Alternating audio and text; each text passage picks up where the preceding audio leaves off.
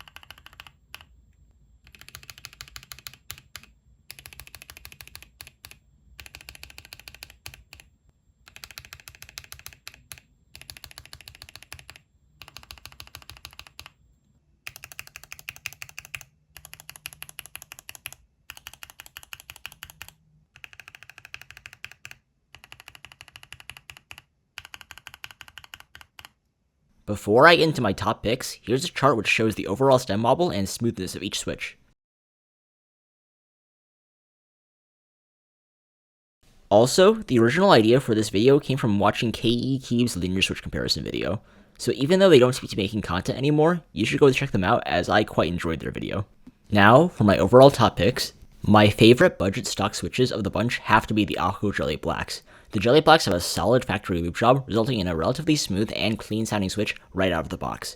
These are definitely my favorite switches from Akko. My favorite budget switches after lubing and filming are the KTT Kang Whites and Gateron Milky Yellows. While both switches can feel somewhat scratchy stock, after lubing they have a fairly smooth and consistent press feel, as well as a clean, consistent sound.